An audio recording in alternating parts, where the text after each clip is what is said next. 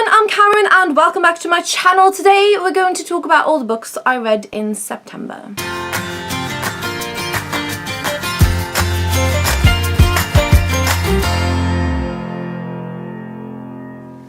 And as you can see, we're back in my old filming spot because I got my tripod back from my mom and I'm like, yes. So, no more weird lighting situations. Now, in the month of September, I read a grand total of 3 books. These were all prep books for the YLA Cardiff event we did at the end of the month. I had such a great time.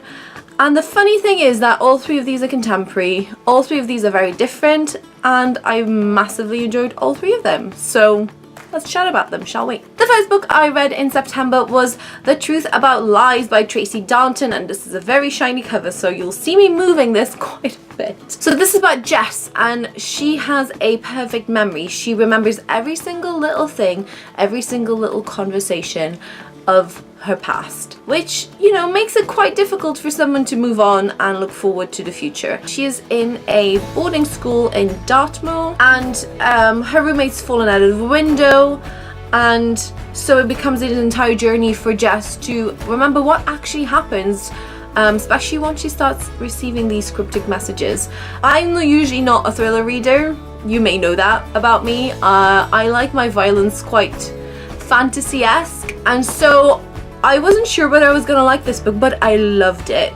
I loved all the bits about memory, learning about how memory works, how memories get embedded, which ones kind of go to long-term memory, which ones you kind of forget about. And especially talking to Tracy about her book while on the panel was absolutely fascinating. It's just a very tense, pacey book, which I really appreciated. It's about 340 pages. It is quite thick, but I read through it in just a couple of days. It went really fast for me, and I would highly recommend it if you're interested in the brain and memory.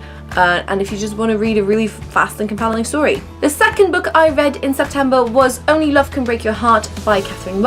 As you may have known if you've seen any of my previous videos, I loved Katherine's debut, Wing Jones. Absolutely loved it. Every single bit about it, everything. This is a very different book, but I loved it equally. This is about a girl called Reiko, and I think the main thing you need to know about Reiko is that she's not very likable, which to some people I've talked about was kind of a problem, but for me, I loved that about her.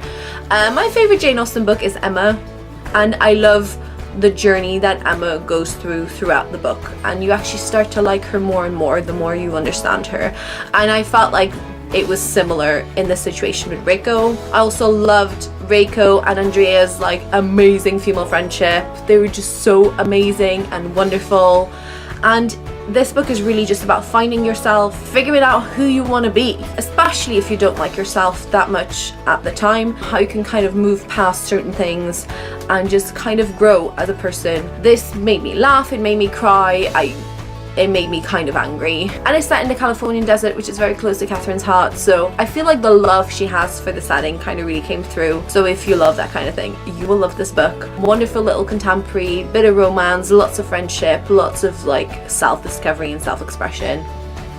Yeah, absolutely loved it. The third and final book I read in September was The Girl in the Broken Mirror by Savita Kalhan. This book made me bawl my eyes out. So the main character, Jay, is a British Indian girl. Her father has died recently, and her mother are forced to move in with distant relatives. And while she is there, the rules are very strict. Jay feels very constricted. She kind of feels imprisoned, really. And then she gets raped by somebody in the house. I'm not spoiling anything for you there because the prologue is literally the morning after when Jay wakes up and realizes she's been raped. I thought this book was so brilliant. It is heavy, so if you're looking for a light read, this is not going to be the book for you. It is not, trust me. However, it explores culture and family and different interpretations of the same rules. How do you move on from something that is so big in your life, like being raped?